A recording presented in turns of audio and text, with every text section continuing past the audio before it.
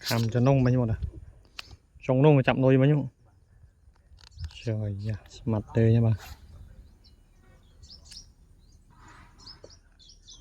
Chú bay tắc xa ra nuôi á. Tiền tôi thạc khám khám tới đang ngoài giờ bơ tôi đó. Trong tầm ra đó.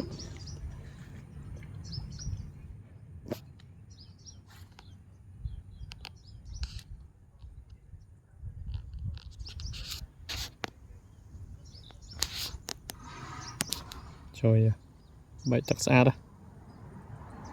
Tắc viên lọ, tắc khá ra khám đó.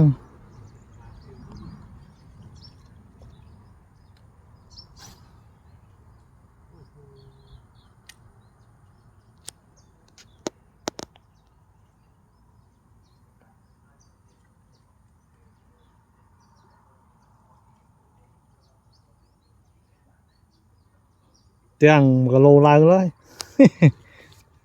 Tại khiên khám đấy.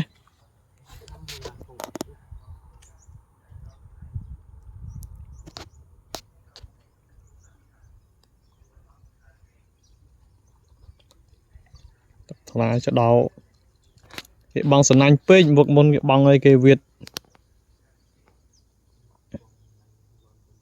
nhưng mà sầm ra nó lên cho làng ấy các bán đó cua tắc á.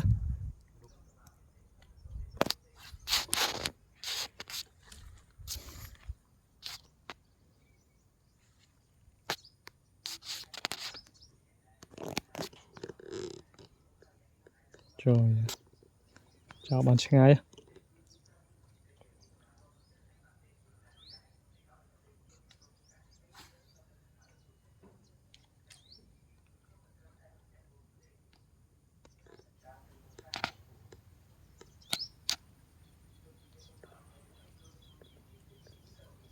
Tiếng vật mùi cho nó bay mà.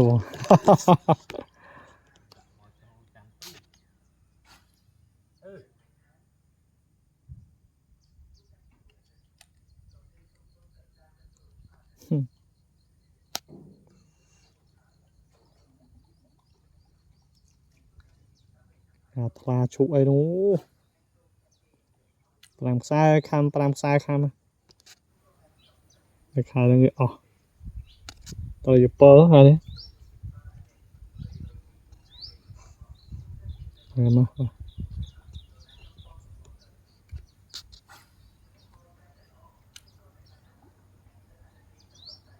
nuôi rốt xa đó